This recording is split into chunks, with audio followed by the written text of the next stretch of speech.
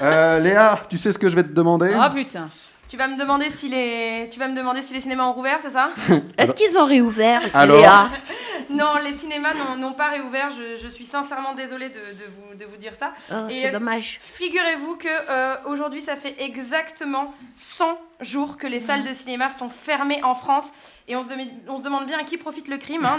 Netflix, dont l'action ne cesse de grimper depuis 1 an et demi, est une de nos rares alternatives. L'odeur du popcorn en moins.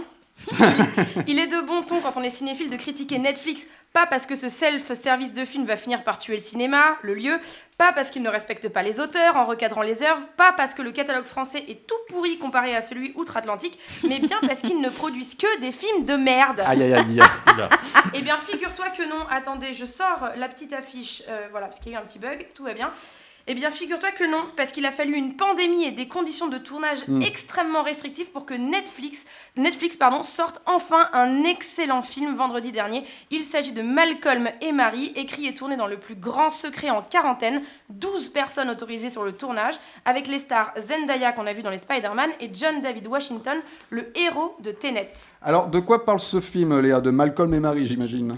De Malcolm et de Marie, exactement dans cet ordre, car le point de départ de ce huis clos, c'est Marie qui reproche à Malcolm de la faire passer au second plan, à la fois dans leur vie professionnelle, leur vie publique et leur vie privée.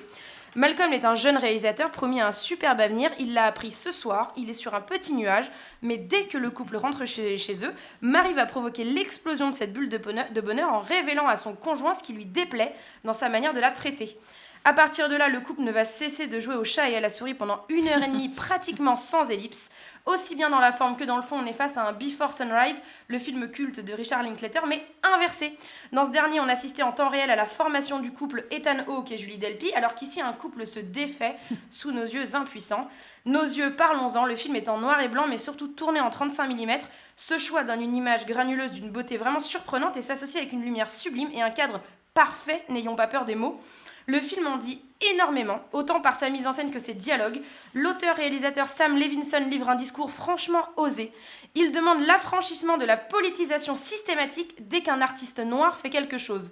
Le héros, joué par un noir mais à travers un scénario écrit par un blanc, est fou de rage à l'idée qu'on puisse associer son œuvre à sa couleur de peau. Il va jusqu'à dire, je cite, « Le cinéma n'a pas forcément besoin d'un message, il a besoin de cœur et d'électricité.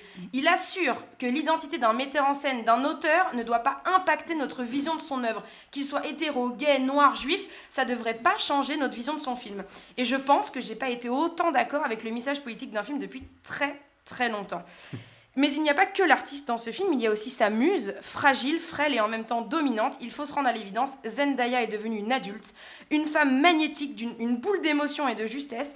La performance de ces deux acteurs est immense. Alors des monologues de parfois 10 putains de minutes, sans effet ni de montage ni de musique, juste 2 interprètes et une caméra maîtrisée qui n'est pas là, enfin, que pour illustrer, mais aussi pour raconter. Alors, ton conseil, Léa, même s'il me paraît plutôt clair. Absolument, absolument.